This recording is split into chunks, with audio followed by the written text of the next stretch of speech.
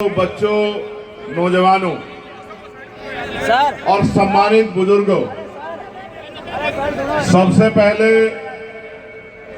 तो मैं समय समय पे भारत की धरती पे जन्मे सभी संतों, गुरुओं, महापुरुषों को नमन करता हूं। उनको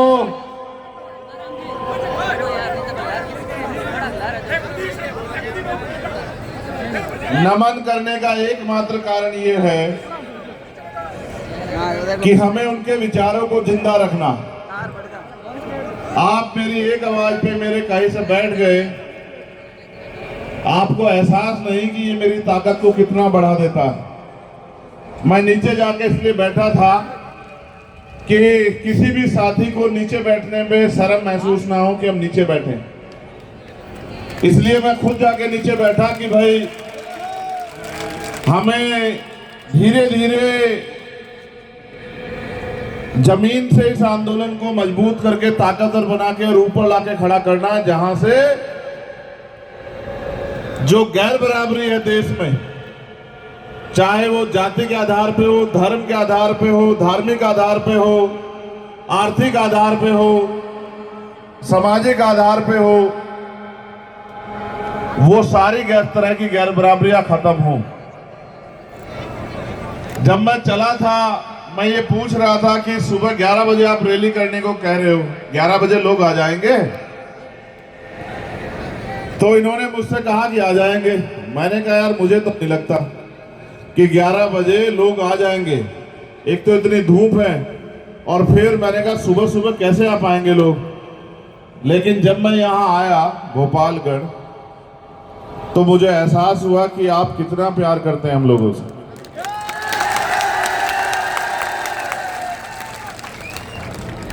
मैं उन साथियों का भी धन्यवाद दूंगा जो मोटरसाइकिल पे अपने अपने साधनों से बहुत दूर से हिम्मत बांध के जो है हमारे साथ चले आ रहे हैं, और जिन साथियों ने ये इतना अच्छा आयोजन कराया, यहाँ की पूरी जिला कमेटी, मंडल और संभाग कमेटी के अपने सभी नेताओं का धन्यवाद करता हूं। बात है अब से 10 साल पहले की। मैंने आज तक कभी इस बात पर जिक्र नहीं किया कहीं। जब 10 साल पहले इस कार्यवाह को आगे चलाने के लिए हम लोग घर से निकले, तो बड़े अमीरों ने, ताकतवर लोगों ने, बड़े बड़े नेताओं ने ये कहते हुए मजाक उड़ाया कि तुम जैसे बहुत आए और बहुत चले गए, और बहुत आएंगे भी। हर किसी के अंदर थोड़े दिन का उबाल होता है कि वो सामाजिक परिवर्तन के आंदोलन का साथी बने। मैं उस अपमान को, उस हंसी मजाक को सहता रहा, लेकिन जब आज गोपालगढ़ आया और आपका ये प्रेम देखा, तो फिर मेरा विश्वास और मजबूत हुआ कि अगर कोई ईमानदारी से काम करे, अगर वास्तविकता में किसी के लिए कुछ करने का जज्बा हो, और लोगों का विश्वास, लोगों का प्यार, माँ बहनों का आशीर्वाद उसके साथ खड़ा हो जाए, तो दुनिया की कोई ताकत उसे तरक्की करने से रोक नहीं सकती। ऐसे कितने मसले आए होंगे कि बहुत बार अपमान का सामना करना पड़ा, लेकिन संघर्ष रुका नहीं, संघर्ष जारी रहा। मैं लगातार राजस्थान भी आता हूं। मैं राजस्थान के अपने भीम आर्मी आजाद समाज पार्टी की पूरी टीम का धन्यवाद दूंगा कि सामंतवाद के गढ़ में उन्होंने जो है आज जो एक क्रांति पैदा की है, आज जो एक ताकत दिखाई है, ये बहुत सारे नेताओं की पैरों की जमीन खींच लेगी, ऐसा मुझे भरोसा है। जब ये आंदोलन शुरू हुआ तो लोग ये भी कहते थे कि सामंतवाद की जड़ें बड़ी गहरी हैं, इनको काटना आसान नहीं है। मैंने उनसे एक ही बात कहा कि ऐसी कोई जड़ें नहीं बनी जिनको काटा ना जा सकता। ये परिवर्तन का आंदोलन है, और हम आज इस सभा में संविधान बचाओ यात्रा के जरिए पहुंचे हैं। मैं आपका जख्म नहीं कुरे दूंगा कि राजस्थान में आपने पिछले 4.5 साल में क्या क्या सहा, या 2 अप्रैल 2018 के आंदोलन में क्या क्या सहा, या बीजेपी की सरकार ने आपकी किस तरह खाल उतारी, या कांग्रेस के लोगों ने किस तरह आपके ऊपर होने वाले जुल्म जाति अत्याचार पे मजाक उड़ाया, मैं आज इस पे बात नहीं करूंगा।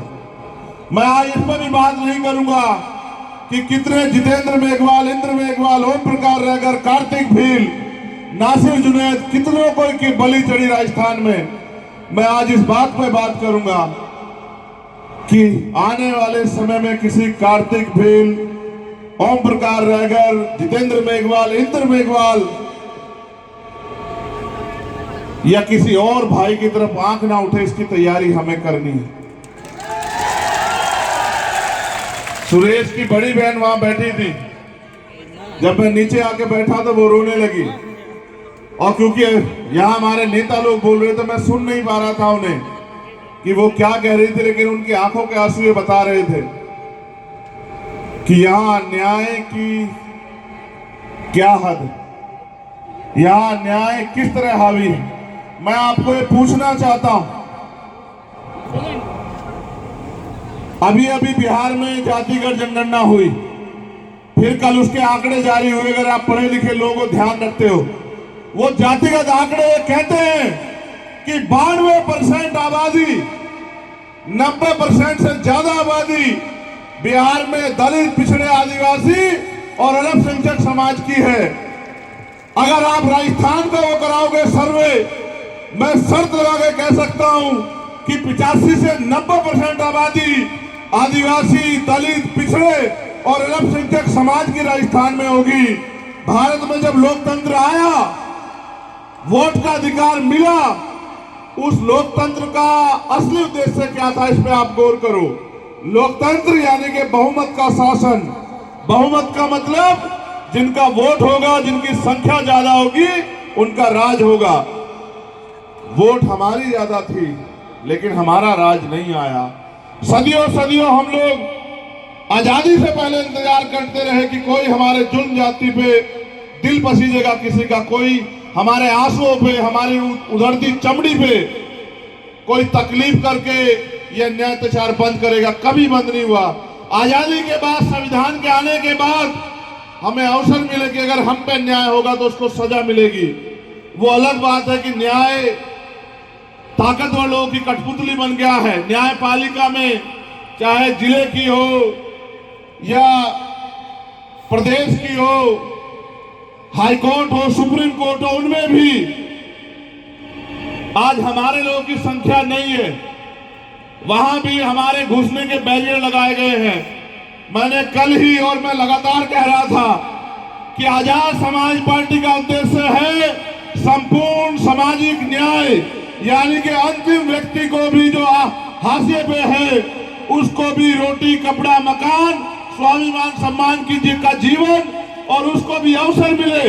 अगर उस पर जमीन नहीं, उसको जमीन मिले, उस पर रोजगार नहीं, उसको रोजगार मिले, उस पर उद्योग नहीं, उसको उद्योग मिले, और अगर उसके पास गरीबी है तो उसकी जेब भरी जाए, उसको ताकतवर बनाया जाए, वो स्वाभिमान सम्मान से जिए, अन्याय अत्याचार बंद हो, जुडिशरी हो या सरकार का कोई भी तंत्र हो, संविधान के द्वारा जो व्यवस्था बनी है उसका कोई भी हिस्सा हो, सब में आबादी के हिसाब से हिस्सेदारी होनी चाहिए। लेकिन गजब देखिए कि लगातार जातिगत आंकड़ों को छिपाया गया। मैंने आपसे कहा कि 90% आबादी राजस्थान में आपकी है, तो आप मुझे बताओ कि राजस्थान में राज किसका होना चाहिए? राजस्थान में ना राज आपका, ना स्थान आपका। ये तब मिलेगा जब आप अपनी वोट की ताकत का सही प्रयोग करोगे, और अगर वोट की ताकत का प्रयोग नहीं करोगे तो अकेला चंद्रशेखर आजाद या लाखों का समूह एक कानून नहीं बना पाएगा, एक व्यक्ति को सजा नहीं दिला पाएगा। लेकिन अगर आपने अपने आप को ताकतवर बनाने का फैसला ले लिया, अगर आपने तय कर लिया कि अब हम गुलामियों की बेड़ियों में नहीं रहेंगे, अगर आपने तय कर लिया कि हम हर जुल्म को खत्म करेंगे जड़ से, एक तरीका यह है कि अन्याय होने के बाद आप सड़कों पे आओ न्याय मांगने, FIR लिखाने, गिरफ्तारी कराने,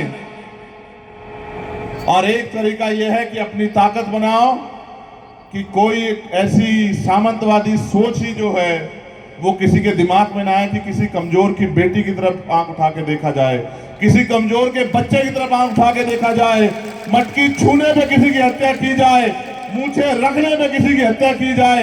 इस तरह की जो सोच है सामंतवाद की, उसके पैर उखड़ जाए। मैं आपको ये कहना चाहता हूं, हर चीज की एक सीमा होती है। अगर आपने कभी घर में कुत्ता पाला हो, उसको भी देखना, अगर कुत्ते के आगे से भी उसका भोजन उठाओगे, एक समय तक उससे छेड़खानी करो, वो प्यार देगा, लेकिन एक समय के बीतने के बाद वो भी हिंसक हो जाएगा। मेरे लोगों को हो पता नहीं क्या गया है, हर साल धोखा खाते हैं और फिर 5 साल के धोखे के लिए तैयारी करते हैं। जिन्होंने आज तक आपकी उधड़ी हुई चमड़ी और लुटती हुई इज्जतों में एक बार आंसू नहीं बहाया, एक शब्द नहीं कहा, वो आपको न्याय दे देंगे मेरे लोगों। वो कभी आपको न्याय नहीं देंगे। उनका बस चले तो आज जो भारत के संविधान की वजह से ये कपड़े पहनने को मिले हैं, ये सम्मान का जीवन मिला, इसको भी वो लोग छीन लें, क्योंकि वो कभी चाहते ही नहीं इस देश में बराबरी आए। इस देश में बराबरी लाने का, समानता लाने का एक ही फॉर्मूला है कि जिनका वोट हो उनका राज हो। वोट आपके पास है, आपको फैसला करना है। आपने वोट दो धारी तलवार है, अपने व्यक्ति को दी तो आपका भला होगा, अगर दुश्मन को दी तो दुश्मन का भला होगा, दुश्मन का भला होगा तो आपका भला नहीं हो सकता है। अगर अपने को दी तो आपकी समस्या खत्म होगी, और अगर दुश्मन को दे दी गलती से तो आपका खात्मा सुनिश्चित है, आपके अधिकारों का खात्मा सुनिश्चित है। ये बताने के लिए मैं भोपालगढ़ हूं। मैं बस आपसे कहना चाहता हूं, आपने सबको आजमा लिया, सबको आजमा लिया, आपने सबको मौका दिया। मैं बस आपसे पूछने आया हूं, क्या आपके खून का आपके साथ कुछ रिश्ता है या अधिकार बैठता है नहीं है बैठता है? आप बताओ मुझे। आपको याद है मैं इंद्र मेघवाल के घर 4 बार आया, 4 बार मुझे लौटा दिया गया, दिल्ली छोड़ के आते हैं पुलिस लगा के।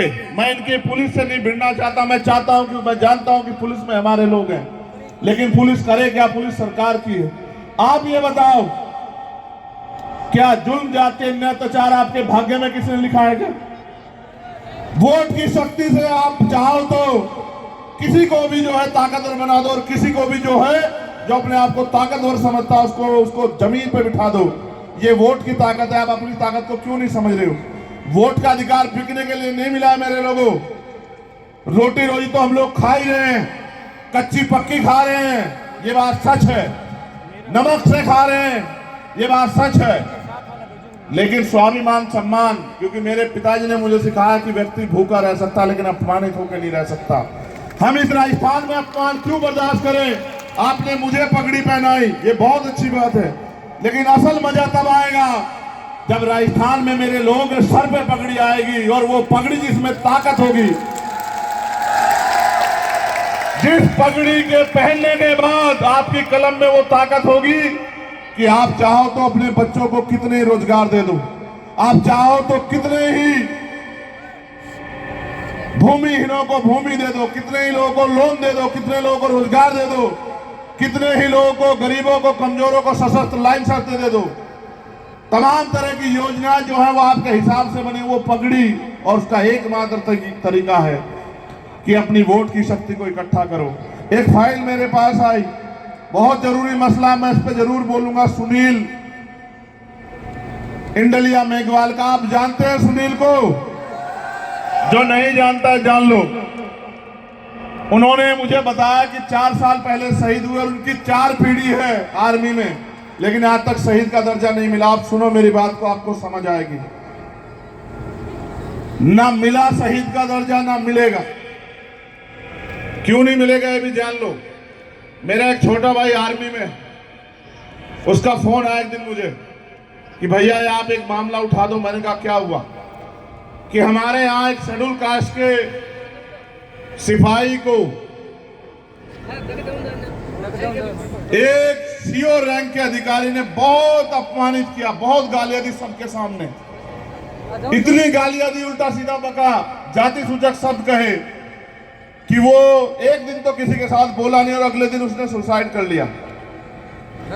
अगर आप इसकी जांच करा दो, सुसाइड नहीं है, उसको इतना प्रताड़ित किया गया कि उसने महसूस किया कि इस जीवन का कोई मोल नहीं है, इसलिए उसने आत्महत्या कर ली।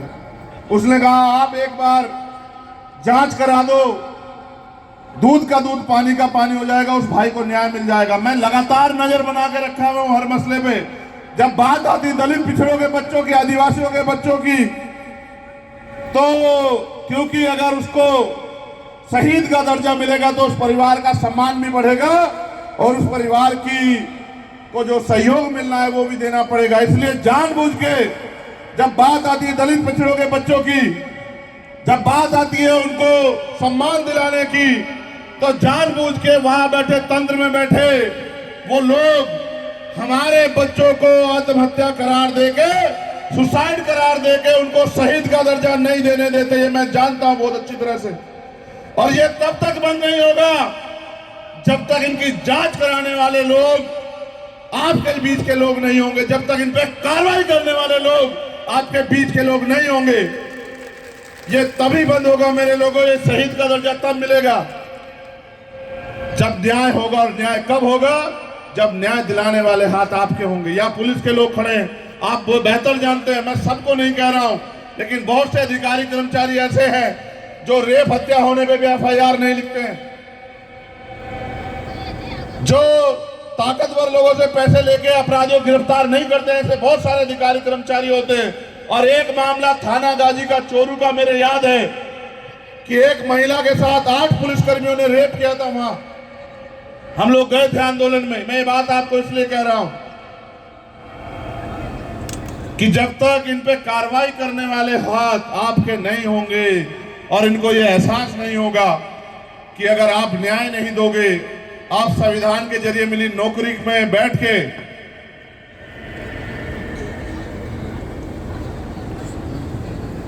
ताकतवर लोगों की चापलूसी करोगे, अपनी नौकरी का सही जो है इस्तेमाल नहीं करोगे कमजोरों की मदद के लिए, तो आप पे कोई कार्रवाई नहीं होगी। जब तक इनको यह एहसास ना हो जाए कार्रवाई हो सकती है, तब तक ये लोग जिम्मेदारी से काम नहीं करेंगे। पुलिस सरकार की होती है, इंटेलिजेंस सरकार की होती है, जिसे चाहे अपराधी बना दो और जिस अपराधी को चाहे छोड़ दो।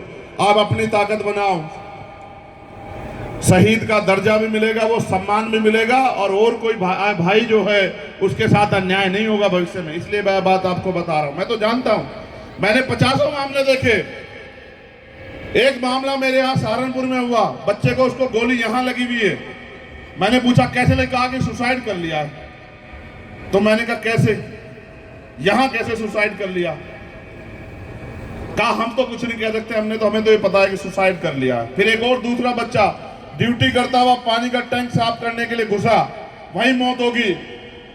पूछा क्या हुआ? सुसाइड कर लिया। ऑन ड्यूटी अगर किसी की जान जाएगी तो वो उसको शहीद का दर्जा मिलना चाहिए, ये प्रावधान है। उसके बावजूद भी हमारे लोगों को कि हमारे लोग अपने पैरों पे ना खड़े हो जाए और हमारी शहादत का मोल ना बचे, हमारी शहादत का मजाक उड़ाया जाए, इसलिए जानबूझ के किया जाता है। इसको रोकने की एक ही शक्ति है आपके पास, मौका आपके पास आ गया। अगर आप चूक गए तो अगले 5 साल अन्य अत्याचार सहना पड़ेगा, मैं आपके बीच में रहूंगा। लेकिन अगर आप नहीं चूके, आपने बिल्कुल निशाना लगा के आजाद समाज पार्टी के प्रत्याशी को यहां से जिता के भेजा, तो मैं पूरी जिम्मेदारी से कहता हूं कि 5 साल आपको किसी आगे हाथ नहीं फैलाना पड़ेगा। आपकी पार्टी, आपका दल, आपका बल और आपका बल आपकी समस्याओं का हल आप फैसला करो कि आप किसके साथ हो। और ये जो मेरी माएं बहनें बैठी हैं, तुम्हें ज्यादा प्रचार करना है। हमारी महिलाएं थोड़ी सी कम अभी उस तरह से तैयार हुई हैं। एक तो यहां घूंघट इतना बड़ा है, मैं पूछता हूं ये क्या है? कहा कि परंपरा। तो मैंने कहा ठीक है, ये पुरुषों को क्यों नहीं करवाते घूंघट, उनको भी करा दो।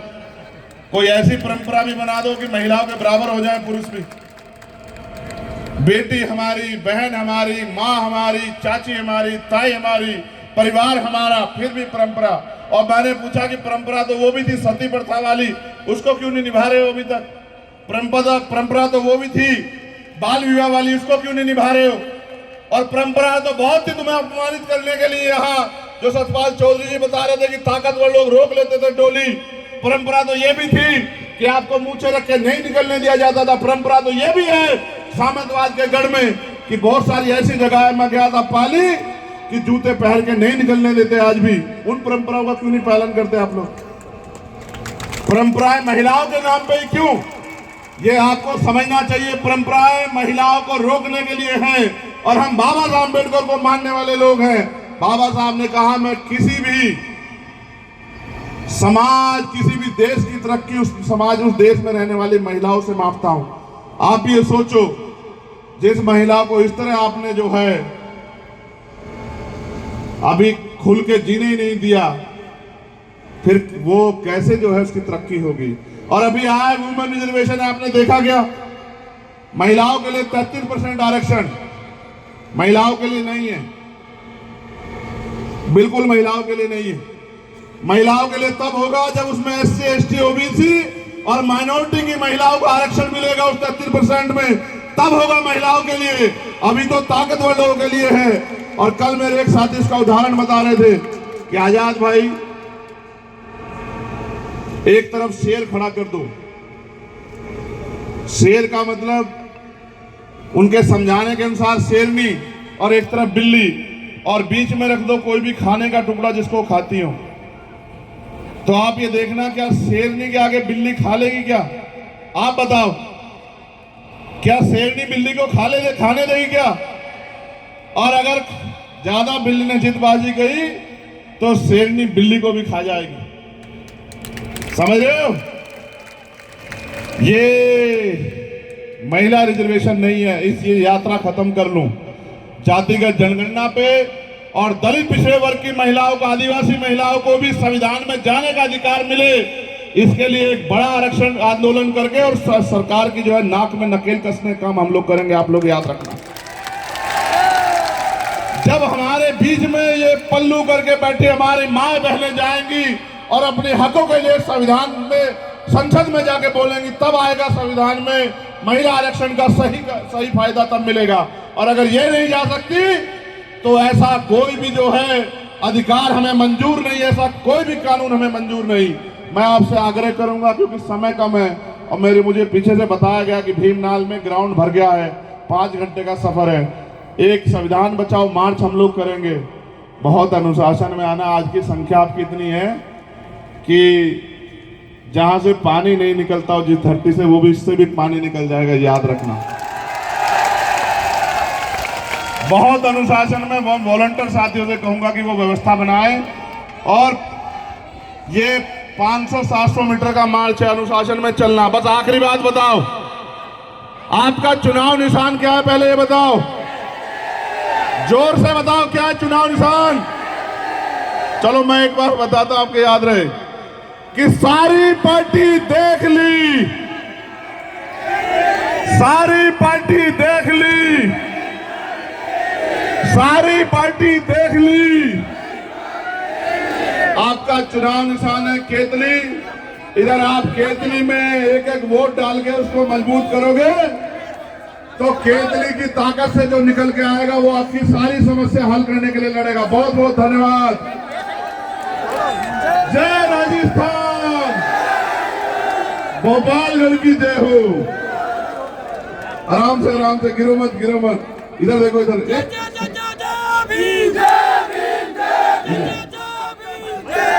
सुनो, ये मेरे पास है, इसकी ताकत मांग रहा हूं तुमसे, इसकी बस ये मेरे पास है, इससे कुछ नहीं बदल रहा है, मैंने देख लिया।